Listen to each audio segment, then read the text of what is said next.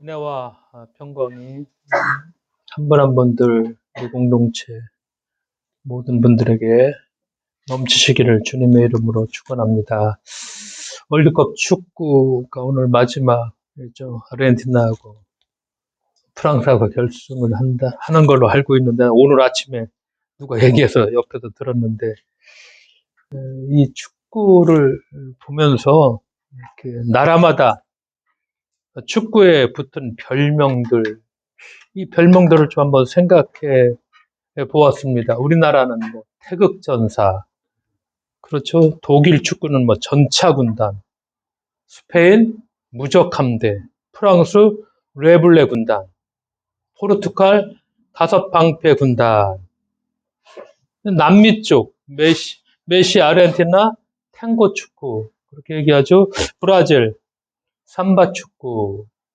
그런데 그 유난히 유럽의 대부분의 축구팀 별명에 군단, 부대 이런 군대 용어가 붙어 있습니다.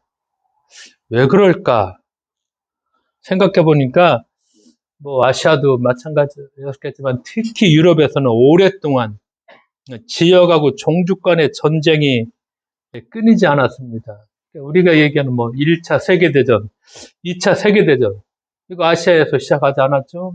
남미에서 시작하지 않았습니다. 아프리카에서 시작하지 않았죠? 이거 다 유럽에서 시작했습니다. 끔찍한 1차 대전, 2차 대전. 유럽에서 시작한 전쟁이죠. 유럽에서 시작한 조그마한 국지전이죠. 유럽 전체로 번지게 되는, 뭐, 세계, 우리나라까지, 뭐, 일본까지, 뭐, 이렇게, 나중에는 막 참여하게 되는 막, 세계대전으로 이렇게 번져나갔죠.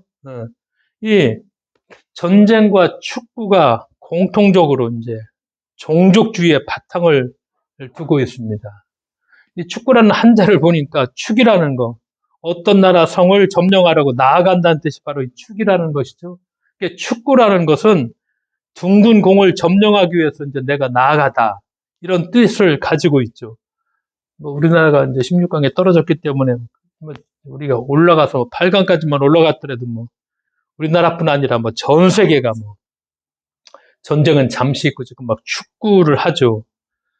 그러나 월드컵에 공잔치가 벌어진 지금도 뭐 지구 한편에서는 전쟁은 뭐 계속되고 있죠.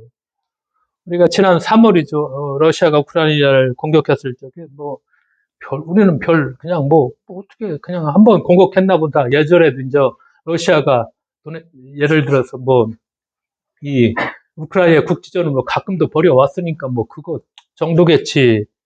그리고 뭐 쉽게 뭐 이게 끝날 줄 그렇게 생각을 했었는데 전혀 달라지죠. 지금까지 전쟁이고 지금이 아니라 내년은 더 크게 언제 끝날지 모르는 그런 상황이 돼버렸고 가끔 가다가 이제 특파원들이 뭐 베를린 특파원 이런 사람들이 MBC나 KBS 뉴스를 보면 키 이유 거기를 이렇게 취재를 하죠. 그러면 다 깜깜합니다. 지금 우리가 우크라이나가 보면은 참 겨울에 추운 데입니다. 난방 전혀 못하죠. 불이 하나도 안 들어오죠. 그나마 병원에서 이제 막 발전기 자가 발전해가지고서 간신히 뭐 환자를 치료하는 그 정도. 지금 아주 뭐 깜깜한 시대. 이렇게 지금 키이우 대도시가 지금 그렇죠. 이렇게 지금 살고 있고 이것이 지금 현실이죠.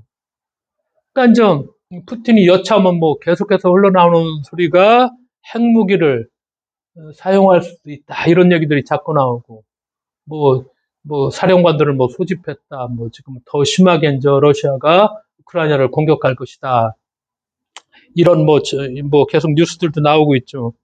그러니까 이 전쟁이라는 것이 뭐 지금 뭐 우크라이나 사람들한테는 정말 끔찍하죠. 지금 뭐 상상도 못하는 그런 고통 속에 있죠 보니까 이런 전쟁이 규모의 차이가 있을지언정 늘 중동, 그다음에 팔레스타인 그리고 아프리카 늘 크고 작은 그 전쟁들이 지금도 마찬가지 끊이질 않고 있죠. 우리나라 78년째 우리나라는 어떤 상태? 정전 상태입니다. 전쟁이 완전히 끝난 것이 아니죠. 잠시 전쟁을 지금 휴전한 상태죠. 휴전선이 그래서 그어져 있죠. 벌써 그것이 78년입니다. 지금 그런 상태에 우리가 놓여져 있죠. 그러니까 인류 역사를 보면은 뭐 전쟁의 역사다. 이렇게 얘기하는 분들도 많이 있죠. 전쟁 없이 오늘날 국가의 형태를 이룬 나라는 사실 또 하나씩 살펴보면 거의 없죠. 그러니까 어떤 사람들까지 많이 나오느냐? 전쟁 예찬론자들, 이런 사람들이 많이 있죠. 전쟁을 통해서 기술이 발달했고, 과학과 의료 영역이 비약적으로 발전을 이루었다는 게 이것도 뭐 분명한 또 사실이기도 합니다. 그러니까 우리나라도 이제 지금까지도 뭐 일제시대 때, 그렇죠. 일본이 우리나라를 침략했죠. 그 침략 덕분에 우리가 근대화가 되었다. 이런 얘기를 하는 분들이 뭐 사람들뿐만 아니라 학자들도 아직도 지금까지도 일부 정도가 아니라 상당히 많은 사람들이 이 주장에 동의를 하고 있고, 여차만 되면 지금 뭐 그렇죠. 어떻게 해서든지 우리가 일본하고 좀 어떻게 해서든지 뭐 좀 일본에 좀 뭐라고 할까, 비율을 맞춘다고 할까. 지금 상태가 지금 보면은 지금 영국은 그런 상태가 되죠. 이 전쟁이라는 거. 그런데 조금만 더 생각해 보면은 아무리 전쟁을 통해서 개발이 되고 발전이 되고 번영이 좋다고 해도 전쟁, 그 치료와 이런 대가는 끔찍하고 가혹하죠. 전쟁이라는 것이. 성서는 도대체 전쟁을 어떻게 말하고 있을까? 성경을 쭉 읽어보면 하나님의 이름을 뭐라고 하죠? 만군의 주라고 얘기합니다. 만군의 주다. 만군의 주는, 만군은 뭐냐? 많은 군대죠. 모든 군대를 뜻합니다. 그러니까 이스라엘 전체를 가리키는 용어죠. 만군이라는 거. 이게 히브리어로는 치바우트, 바로 전쟁이라는 뜻입니다. 그러니까 이스라엘의 하나님의 별명이 만군의 주, 전쟁의 신이라는 것입니다. 그렇다면은 성서가 이 전쟁을 옹호하고 또 미워하고 있나? 그렇지는 않다는 것입니다. 분명히. 왜냐? 만군이라는 건 오직 주 야훼께만, 그 하나님께만, 우리가 이제 만군이라는 건 그 하나님께만 국한해서 사용할 수 있는 호칭이죠. 만군이라는 건 다른 사람은 쓰지 못합니다. 오직 하나님께만 이렇게 사람들이 부르는, 이스라엘 백성들이 그렇게 부르는 호칭이 만군입니다. 그러니까 이 뜻은 뭐냐? 전쟁은 누구의 것? 주님의 것. 전쟁은 주님의 일이다. 이렇게 해석하는 것이 바른 해석인데, 그러니까 여기서 조금 더 나가면 전쟁이라는 것은 결단코 인간의 일이 아니라 분명한 인간의 일은 아니다. 왜? 만군의 주다. 그러니까 전쟁이라는 것은 인간의 일이 아니고 그것은 하나님의 일이다. 이렇게 성경은 선포를 합니다. 그래서 만군의 주요라는 표현을 우리가 수시로 구약 성경에 보면은 그런 표현들을 많이 하고 있죠. 조금 더 우리가 이스라엘 역사를 잘 알고 있죠. 이스라엘 역사는 언제부터? 출애굽 역사부터입니다. 근데 출애굽 자체가 전쟁이었죠. 가나안 땅으로 들어가죠. 근데 가나안 땅의 토착민들, 그들이 여호수아서 읽어보면 전쟁의 신 야훼라는 이름을 들고 덜덜 떨었다. 그런 기록이 많이 있죠. 근데 조금만 더 생각해 보자는 것입니다. 가나안 땅에 들어오기 전까지 이스라엘 백성은 400년간 누구의 노예로 있었죠? 이집트의 노예로 살았습니다. 이집트의 노예로 살아온 사람들이 전쟁 불가능하죠. 이 사람들이 뭐 노예로 있으면 배운 게 뭐가 있겠습니까? 오합지졸들이죠 뭐. 그러니까 이 사람들이 400년 동안 노예로 살았죠. 근데 이제 출애굽을 해서 가나안 땅에 들어오죠. 그러니까 이스라엘 민족으로서는 전쟁은 절대 불가능한 일이죠. 그러니까 전쟁은 누구의 일이다? 만군의 하나님. 전쟁이 하나님을 통해서 비로소 이게 출애굽의 역사가 가능했다는 고백이 이스라엘의 그들의 신앙 고백이라는 말씀입니다.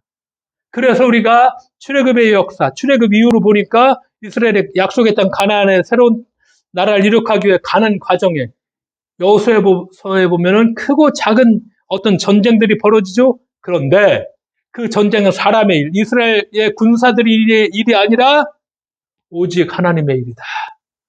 이렇게 선포합니다. 그러니까 가나안 땅을 정복한 그던 때에도 정복 후에도 이제 블레셋과 끊임없이 이제 충돌하게 되죠. 싸움을 하게 되죠. 그때도 다 전쟁의 주체는 누구자? 하나님이죠. 그러니까 다윗이 뭐라고 얘기해요? 블레셋, 예를 들어 그 전에도 만군의 주.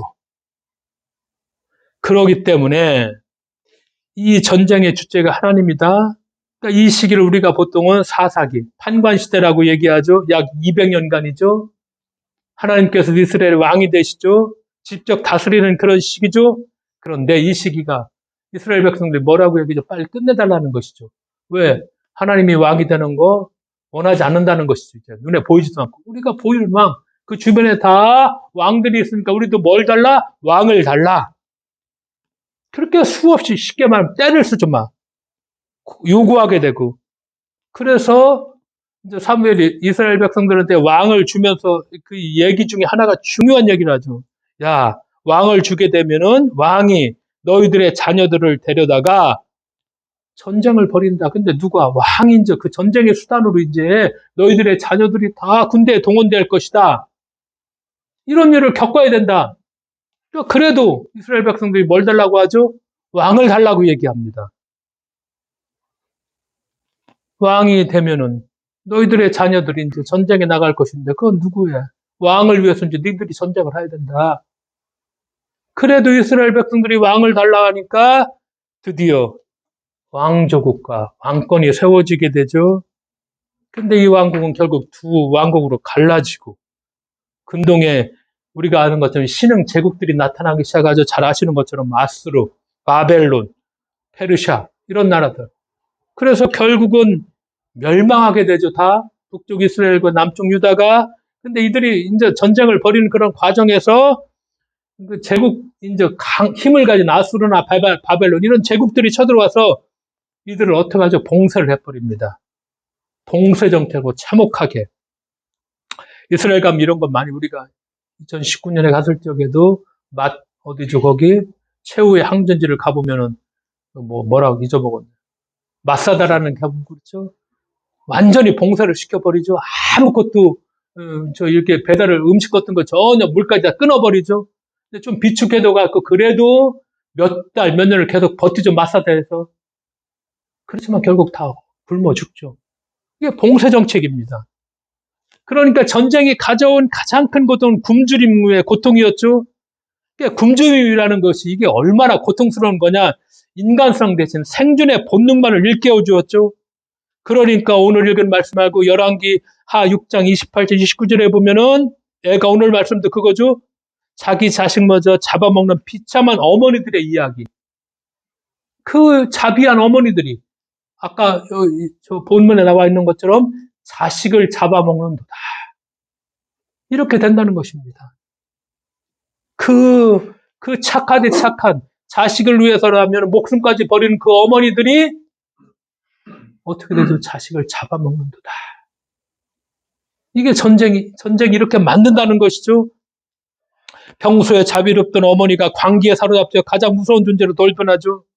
신명기서도 바로 그 말씀을 또 합니다. 28장 56절 57절에 보면은 당신들 가운데 아무리 온순하고 고귀한 부녀자라도 곧 평소에 호강하며 살아서 발에 흙을 묻히지 않던 여자라도 굶게 되면 배고프게 되면 그 품의 남편과 자식을 외면할 것입니다.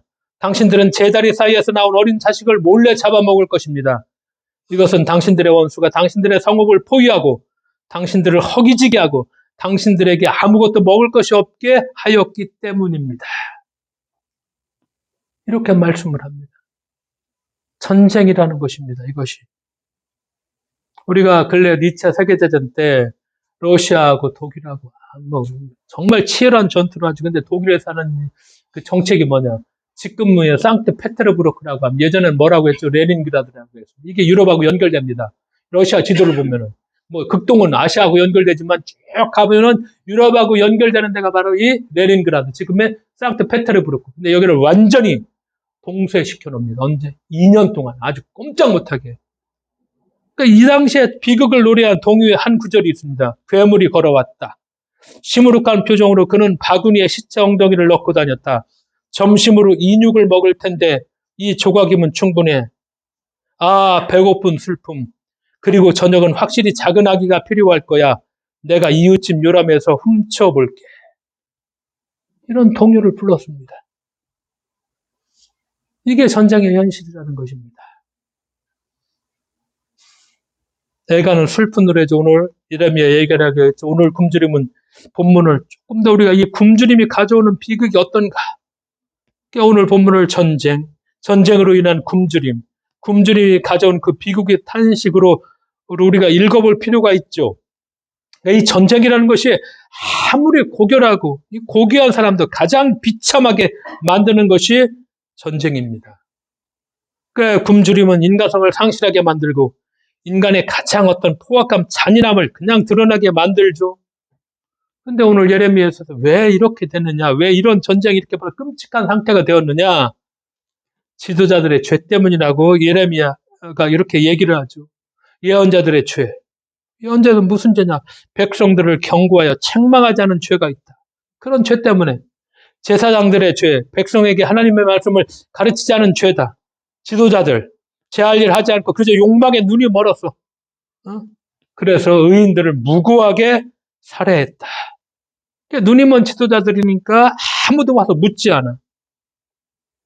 교회가 교회답지 못할 적에 이제 아무도 와서 묻지 않느니 교회한테 사실은 물어야 되죠. 왜 이렇습니까? 근데 이제 교회가 교회 역할을 못하고 아무도 와서 이제 묻지 않겠죠. 그게 정말 뭐 그런 일이 벌어질 수 있는 확률이 지금 많죠. 보면 우리가 교회가 하는 일들을 보면은 인류가 겪은 잔인한 전쟁에는 오만하고 교만한 지도자가 이런 사람들이 반드시 존재했죠. 그래서 2차 세계대전 일으키면 히틀러가 전쟁에서 막 승리를 거듭해가면서 뭐라고만 유해치죠. 아, 나는 위대하다. 신이 돼가 막 나는 위대하다. 일본 역시 제국주의를 팽창해가면서 자신을 뭐라고 하죠? 아시아의 용이다. 엊그제 뉴스에 보니까 일본이 무장하기 전에 세계 3대 벌써 강국이 전쟁 강국으로 부상을 하기 시작했다는 것이죠. 이거 쉽게 볼 그런 뉴스가 아닙니다. 무장하기 시작했습니다. 우리는 긴장해야 되는. 우리가 아무런 예를 들어서 사과 한마디 제대로 받지 못하고 우리 일본한테 막 끌려가기 시작하고 그런데 일본이 이제는 무장하기 시작해서 미국이 원하는 일이니까 중국을 견제하려고 하니까 미국은 찬성해버리니까 그러니까 이제 엄청난 군사적인 힘을 팽창해 가고 있고 충분히 갈 것이고 우리는 또 어떻게 해야 되나 하는 그런 정말 고민에 또 빠져 있는 지금 그런 형국 그런 사이로 이렇게 지나가고 지금 또 그런 시기를 우리가 맞아가고 이 시대를 이렇게 또 살아가겠구나. 신앙을 가진 우리가 어떨까 하는 그런 고민을 하게 만들죠. 왜냐? 이런 전쟁하는 사람들한테는 생명이란 아무것도 아니죠. 마찬가지죠. 158명이 죽어가지고서 그 엄마 아버지들이 목 놓아 소리를 치고 피를 토해더라도 눈 하나 끔찍 안 하죠. 지금 힘을 가진 지도자들이 지금 이런 형국이죠. 그러니까 이 전쟁하는 이 지도자들 이 전쟁이 이런 사람들은 사람의 생명이 자신의 야욕을 충족시키는 데 필요한 소모품에 지나지 않죠. 필요 없으면 죽여버리라고 하고 그렇죠. 치워버리라고 하고. 그 전쟁은 사람을 총알 하나만도 못한 존재로 만들어버리죠. 그러니까 우리가 우크라이나한테 3월 달에 전쟁이 일어났을 때, 아이고, 어떻게 2022년 전쟁이 일어나네? 놀랐죠. 2차 세계대전이 일어났을 때도 처음에 다 그랬다는 것입니다. 예루살렘에 바벨론이 짓밟힐 때도, 아이고, 설마. 성경에 보니까 그렇게 얘기하죠. 설마 하다가, 다 뺏기고 쳐들어가고 다 숙대만 만들어 놓고. 그러니까 전쟁이라는 것이 언제든지 일어날 수 있고, 어디서든 다시 일어날 수 있죠. 우리가 지금 이렇게 살고 있지만, 유일한 지구상에 우리나라 분단국가죠. 북한이 살아야 되기 때문에 뭘 만들었죠? 핵무기를 거의 만들었습니다, 이제. 핵 보유국가가 됐죠. 엄연한 현실로서. 그것이 현실이죠.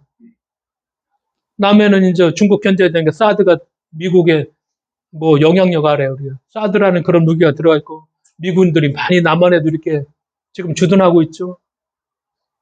이게 한국의 상황입니다. 그러니까 언제 어디서든지 한국도 우리가 살고 있는데도 충분히 전쟁이 일어날 수 있다는 거. 그러니까 우리가 깨어 있어야 되고 우리가 어떻게 살아야 될 것인가. 신앙을 가진 사람들이 정말 분별력을 가지지 않으면은 우리도 우크라이나와 같은, 그렇죠. 또 이렇게 사람의 생명을 정말 아주 우습게 여겨버리는 이 고귀한 우리들의 생명이 그냥 하나둘씩 그냥 없어지는지도 모르게 없어지는 그런 상황이 될지도 모르죠. 그것이 우리의 현실이기도 하죠. 전쟁이라는 것이 인간이 어디까지 잔혹해질 수 있는지, 인간이 어디까지 어리석을 수 있는지를 참 보여주죠. 폭력은 더 큰 폭력을 불러오죠. 그리고 다른 폭력을 또 전쟁은 다 정당화시키고.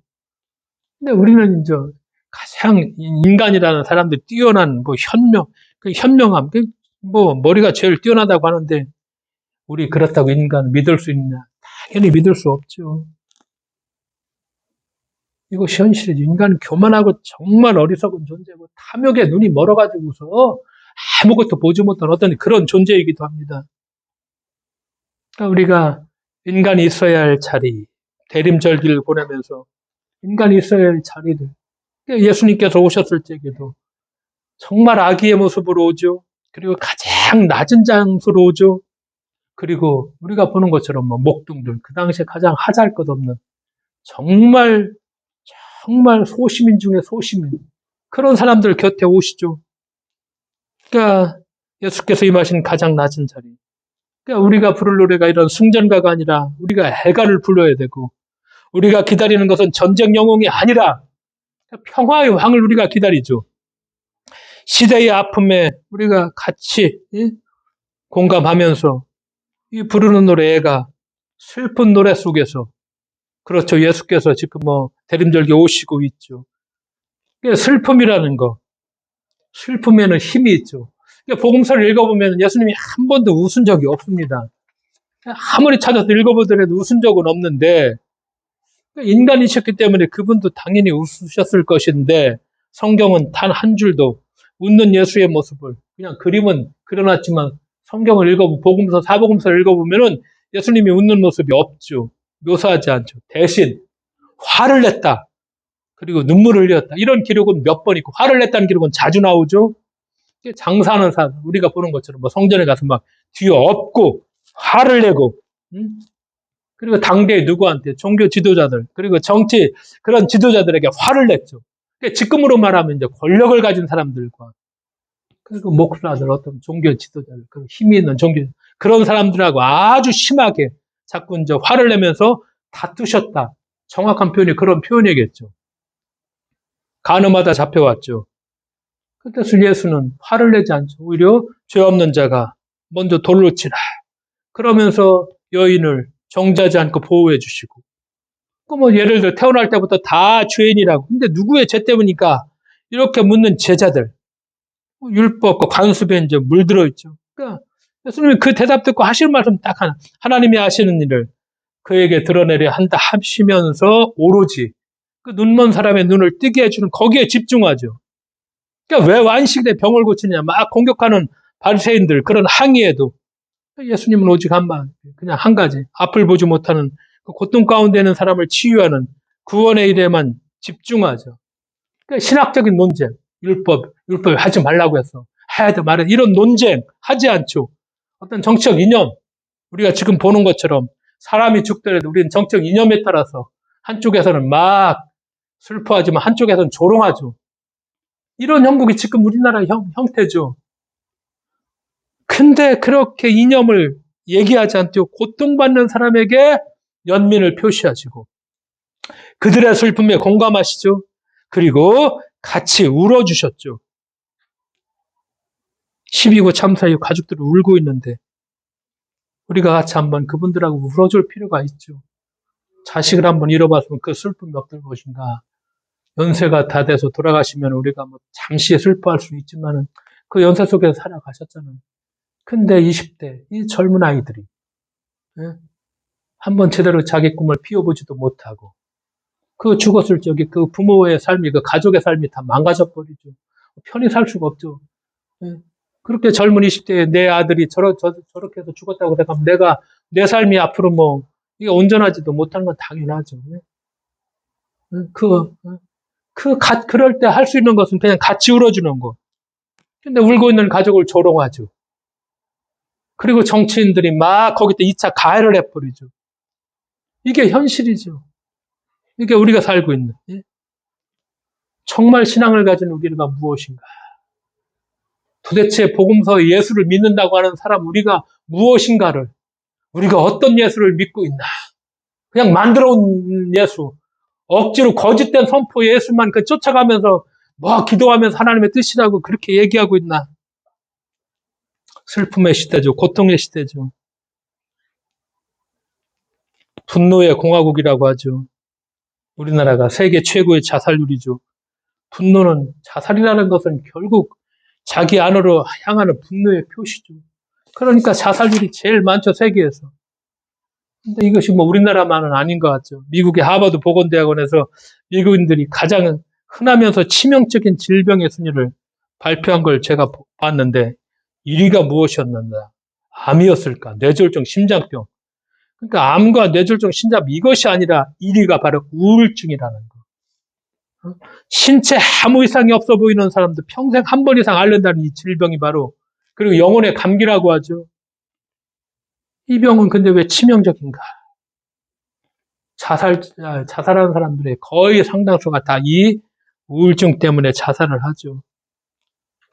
여러 경우가 있지만 가장 많은 원인이 우울증입니다. 그러니까 철학자들이 우울증이 죽음에 이르는 병이라 그렇게 얘기한 적이 있는데, 우울증은 왜, 여러 가지 의사들이 얘기하겠지만 인간의 기본적인 감정이 하나인 분노라는 것이 있는데, 이 분노를 잘 조절하고 그리고 제대로 표현해야 되는데 이게 조절을 못하고 표현이 못 되면 이것이 결국 우울증이 돼버리죠. 분노를 두려워하거나 창피하게 생각해서 무의식의 세계에 차곡차곡 쌓아놓다 보면은 어느새 그것이 이제 심한 우울증과 자신감의 상실로 그냥 자연적으로 이어지게 되고 그렇다는 것이죠. 그러니까 분노 지수가 10개는 여기서 얘기하면 다 웬만한 사람들이 분노에 이렇게 그 분노 지수를 다 갖고 있을 텐데, 우리가 이 분노라는 것이 그냥 이렇게 정말 나쁜 것은 아니죠. 왜냐하면 좋은 것도 나쁜 것도 아니고, 왜? 내 마음에 지금 어떤가, 마음의 상태를 알려주는 것이고, 이것이 바로 분노라는 것이죠. 그래서 우리가 이거를 적절하게 잘 해결한다면은, 그냥 과격하게 소리를 지르거나 다른 사람한테 이렇게 공격하거나 그런 방법이 아니라, 이걸 소극적으로 그냥 도망가고 피해 놓는 그런 방법이 아니라, 조금 더 정확하게 이런 분노를 잘 해결한다면은 되겠지만, 많은 사람들이 분노 속에서 그렇게 하지 못하죠. 그러다 보니까 결국 이어지는 이것이 우울증으로 연결이 되고, 그러니까 가장 다이나믹한 나라가 우리나라라고 하지만 역시 가장 많이 자살하는, 그것도 10대, 20대, 30대 죽음의 제일 원인이 바로 자살이죠. 엄청나게 자살 많이 하죠. 예수님이 말씀하시죠. 애통하는 자가 복이 있다. 우리가 이걸 열심히 읽어보죠. 많이 들었던 얘기죠. 애통하는 자, 몹시 슬퍼하고 가슴 아파하는 사람들, 그들이 위로를 받을 것이며. 그러니까 우리가 위로한다는 것은 통상적으로 격려하고 끌어안고 어루만지다, 좋은 말로 힘을 주다. 그러니까 근데 이 위로하다는 것을 조금 더 예수님은 어떤 식으로 말씀하셨냐면은 이사야서 61장에 보면 위로하라, 위로하라, 내 백성을 위로하라, 그 말씀하고 연결시킵니다. 바로 그 말씀이 위로하다가 바로 이 말씀인데, 이 말씀은 뭐냐? 위로하다가 구원하다는 뜻입니다. 그러니까 이스라엘 백성을 지금 억압하고 있어. 그 억압의 고통을 풀어주는 거야. 그러니까 슬퍼하게 만드는 그 악의 세력을 부수고 마침내 이스라엘을 해방시킨다는 거. 그래서 위로하라, 위로하라, 내 백성을 위로하라. 이게 이사야서 말씀인데, 그 말씀과 이 말씀이 같은 말씀이에요.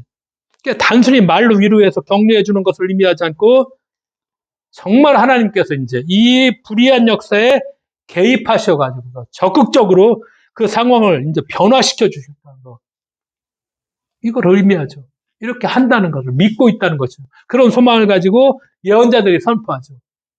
하나님께서 그렇게 하실 것이다. 그러니까 우리가 위로한다는 것이, 하나님께서 우리가 주식시장에서 돈을 잃었다, 우리를 위로하느냐? 위로하지 않습니다. 선거에서 졌다고 우리를 위로하느냐? 위로하지 않죠. 내가 뽑기 했는데 저 100만 원짜리 뽑아야 되는데 꽉 나왔다고 위로하느냐? 하나님 그거 위로하지 않죠. 그러니까 조금 더 우리의 슬픔이라는 것이 이제 성경에서는 조금 더 나아가라는 것입니다. 이 세계가 얼마나 사악한가. 그 사악함에 대한 슬픔이 바로 이렇게 말씀합니다. 그러니까 오늘 이 세상 힘이 없고 약하고 무고한 사람들이 고통을 받는 그런 시대. 그런데 문제는 각자가 자신의 슬픔 안에 이제 갇혀서 다른 사람들이 겪고 있는 슬픔에 대한 관심과 연민으로 이것이 이어지질 못해. 그냥 마음 한구석에는 그냥 위로, 아유, 저기 가서 나도 저 손을 잡아주고 저걸로 한다고 한번 해야 되는데 하면서도 그렇게 생각 그냥 잊어버리고 내 슬픔, 내가 겪고 있는 이 우리의 슬픔, 내 아픔 여기에 그냥 갇혀버려 갖고 못 나갈 때가 많아 그냥. 그런데 결국 인간은 고통을 통해서만 그 슬픔을 통해서만 서로를 우리가 이해할 수 있죠. 그래서 우리가 믿는 하나님은 우리와 함께 성경은 눈물을 흘리시는 그 하나님이시다. 그 요한복음에 보면 성령을 뭐로 표현해요? 파라클레이토스라고 말하죠. 이 말의 뜻은 어느 누구의 편에 서서 편에 서도록 부르심을 받았다는 것. 그게 성령이라는 거예요. 약한 사람들의 편에 서라고 그래요. 부르심을 받았다는 거예요. 그러니까 우리가 성령 하나님, 그런 하나님, 우리와 함께 하시는 임마누엘의 하나님, 그러니까 우리 편에 계시는 하나님, 우리가 이렇게 고백하죠. 하나님은 이 사악한 세계 안에서 이 세상의 모든 고통과 슬픔 가운데 우리와 함께 거하신다는 것. 그러기 때문에 애통하는 자가 복이 있다. 우리가 우리의 슬픔 때문에 애통하죠. 그런데 조금 더 나아가라는 것이죠. 정말 이웃과 세계의 고통과 사악함, 이것 때문에 우리가 슬퍼해야 된다. 그래서 우는 자들과 함께 울고 공감한다는 것이죠. 우리가 좀 더 여기까지 나아가는데 예수께서 그렇게 하셨던 것처럼. 근데 우리가 참 우리 속에만 매몰돼 있어가지고서 그냥 갇혀있을 때가 참 많죠. 조금 더 앞으로 나아갈 수 있는. 그렇죠. 신앙이라는 건 조금 더 앞으로 우리가 예수께서 이렇게 하셨으니까 하나님이 그렇게 하셨으니까 우리가 그래서 조금 더 앞으로 나아간다는 거. 이게 바로 이런 것들 우리들의 신앙의 삶이고 우리가 그리스도인의 삶이라고 우리가 고백하는 것이죠. 어떤 교리 속에서 그 교리만 달달달달 애우면서 그 가운데 이렇게 갇혀있는 삶이 아니라 공감은 공명에서 오죠. 공명이란 우리가 알고 있는 것들은 어떤 물체의 진동 에너지가 다른 물체에 흡수되어 그 물체가 진동하는 것을 말하죠. 이때 원래 진동 에너지의 진동수와 진동 에너지를 받는 물체의 고유 진동수가 가까우면 이제 더 큰 공명이 일어나죠. 그러니까 쉽게 말하면 한문에서 그 공명이라는 건 그러니까 남과 더불어 우는 일, 같이 우는 일, 이렇게 말씀할 수 있죠. 남이 울면은 따라서 우리가 같이 우는 거. 그렇죠. 그래서 인간의 마음은 마치 현악기와 같아서 남의 고통이 갖는 그 진동수에 내가 가까이 하면 할수록 공명이 그래서 더 커진다는 거. 신앙이란 뭐냐? 울 수 있는 사람이죠. 살아있는 인간은 울 수 있는 인간이죠. 그래서 인간만이 눈물을 흘리죠. 그래서 진실한 사람이 울죠. 우리가 정말로 간절히 기도할 때 자기도 모르는 사이에 눈물이 납니다. 마음이 낮아지면은 눈물이 나죠. 그래서 우리는 오늘 우는 사람이 좀 되어야 되겠죠. 무엇을 위해서 울어야 되나? 우리가 내 자식도 있지만 그렇죠. 이지안의 어머니가 그렇게 뭐 배우가 처음 돼갖고 그 12구에 이태원 방송에 나와서 인터뷰할 적에 뭐 아들이 28에 죽었으니까 어떻게 할 줄 몰라가지고 아버지는 뭐 자살 시도하고 누나 하나 있는 누나는 죄책감에 사로잡히고 이렇게 보다가 나와서 보니까 같이 죽었던 다른 사람들을 보니까 더 그 사람들은 애처로운 거예요. 어디 가서 죽었는지도 모르고 처음에는 망해. 그들을 위해서 내가 발언해야 되겠다. 그런 마음들이 이렇게 조금씩 나아간다는 것이죠. 그들을 위해서. 나보다 더한 사람들이 있구나. 같이 자식이 죽었는데 내 자식보다 저 더 아프게 저렇게 죽었구나. 그러면 내가 할 일은 뭔가 그들의 손을 잡고 그들의 목소리를 내가 좀 발언해야 되겠다. 그렇게 얘기를 하더라고요. 우리가 얼마나 기독교인이 참 냉담한가, 어떤 때는.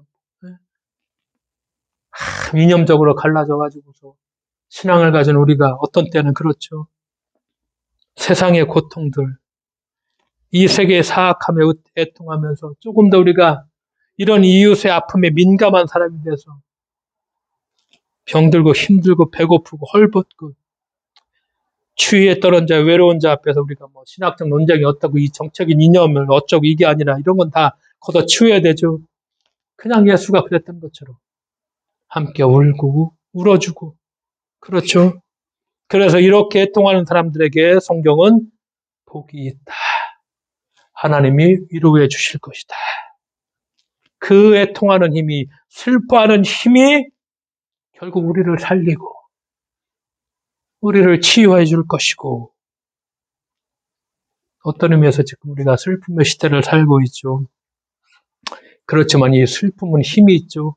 이 슬픔의 힘으로 우리가 슬픔을 이겨나가고 하나님의 큰 위로 속에 우리가 그 위로를 받고 또 주께서 말씀하신 것처럼 위로받다가 구원하다죠.